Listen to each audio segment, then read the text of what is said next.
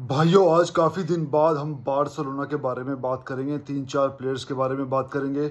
और उससे पहले मैं कहना चाहूँगा भाई, आपने कल वाली वीडियो पे जो प्यार दिखाया, आपने कमेंट सेक्शन में जाके भाई हमारी अगर उसमें बोलें तो भाई भूस भर दिया। और आप लोगों का सपोर्ट देख के भाई मुझे बहुत ज़्यादा मोटिवेशन मिला। आज हम बात करेंगे भाई कि नेशंस लीग और यूरो कप, ये दोनों एक दूसरे से अलग हैं कैसे। नेशंस लीग की ज़रूरत क्या थी, क्यों प्लेयर्स की हेल्थ को इतना स्टेक पे लगाया जा रहा है, और जिस हिसाब से रिजल्ट्स आ रहे हैं कि भाई लेवेंडोस्की को एक नॉक लगा, ओल्मो को नॉक लगा, हालांकि वो ठीक है। यमाल के लिए स्पेन का कोच क्या बोल रहा है, और वैसे ही मैड्रिड के प्लेयर्स भी, हर तरह के प्लेयर्स यार, हर टीम के प्लेयर्स, इनकी हेल्थ रिस्क पे क्यों डाली जा रही है, कैसे कंपटीशन के लिए जिसमें मोटिवेशन और पैशन दिखता ही नहीं है। ना प्लेयर्स में दिखता है, ना ही क्राउड में दिखता है। एग्जाम्पल दूंगा, आप बताना आपकी क्या राय है, क्योंकि आपकी राय जाननी बहुत ज़रूरी है। उससे पहले भाई मैं रिक्वेस्ट करूंगा, प्लीज़ चैनल को सब्सक्राइब करें, चैनल को शेयर करें, और वीडियो प्लीज़ ज़्यादा से ज़्यादा लाइक कीजिएगा। चलिए, अभी मैच चल रहा था फ्रांस वर्सेस इटली, और फ्रांस जब 1-0 आगे थी तो चलो ठीक है, ठीक ठाक माहौल बना हुआ था स्टेडियम में, उतना ज़्यादा नहीं था।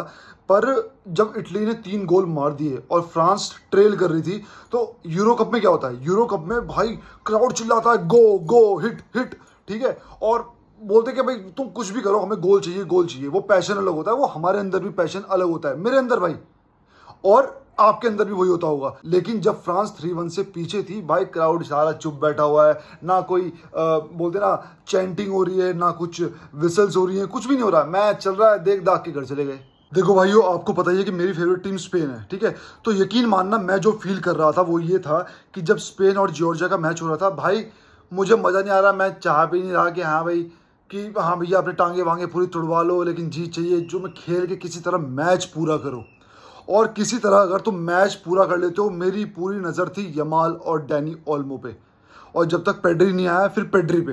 अब ओल्मो को जब नॉक लगा और वो नीचे गिरा, भैया मेरी सांसें अटक गई, यहाँ की यहाँ रह गई, यहाँ की यहाँ रह गई। तो मेरा बस ये था मोटिव, जीत नहीं था। यूरो कप में मेरा मोटिव था जीत, आपका मोटिव था जीत, लेकिन यहाँ मेरा मोटिव था बार्सिलोना के प्लेयर्स को इंजरी ना हो जाए, कहीं हमारा सीजन और पिल जाए क्लब लेवल पे। और जब मैच खत्म हुआ भैया, मैं तो इतना खुश, यस यस। और ये था कि जब मैच खत्म हुआ, स्पेन के मैनेजर ने बोला है कि भाई जमाल को तो भैया इंटरनेशनल, जमाल नहीं मतलब सबके लिए कि इंटरनेशनल खेलना बहुत ज़्यादा एक प्राइड की बात होती है, ये होता है वो होता है, अभी तो सितंबर ही आया है, यहाँ पे पूरे 90 मिनट खेलने पड़ेंगे। अबे तू क्या बदमाशी कर रहा है क्या भाई, प्लेयर इतना ज़्यादा खेल के आ रहा है, ऐसा नहीं है भाई। तेरी बात ठीक तब होती जब यूरो कप बीच में ना होता।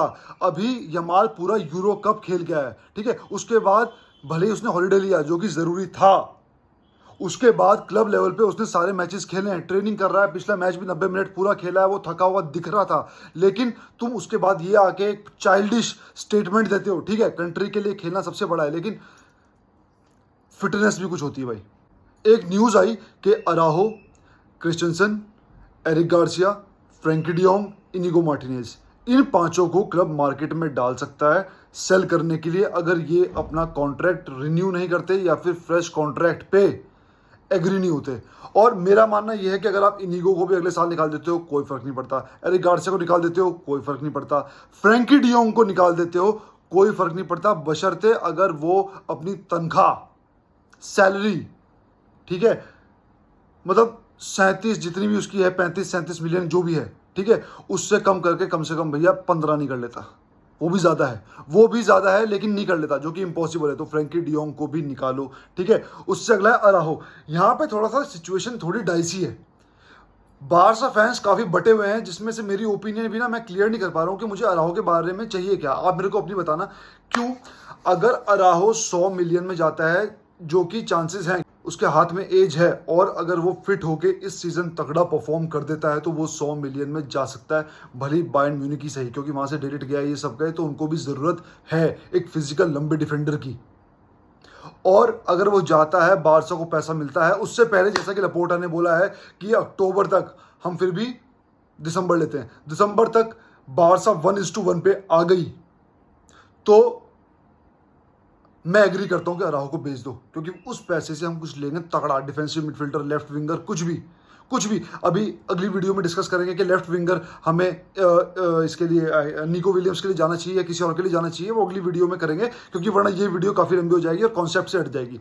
तो अराहो अगर जाता है इस टर्म पे जो कि हमने अभी डिस्कस की तो बहुत बढ़िया बात है, लेकिन अगर अराहो जाता है बिना 1:1 के तो मैं उसके पक्ष में नहीं हूं। देखो भाई, मैं ना अराहो को ब्लेम करूंगा नहीं, अराहो भी अपनी जगह ठीक है, क्योंकि आप भी हो मैं भी हूं, तो हम भी लाइफ में ये चाहेंगे कि जैसी हमारी मेहनत है, जैसा हमारा कमिटमेंट है, ठीक है, जैसी हमारी स्किल्स है, वैसा ही पैसा हमें एज सैलरी मिले।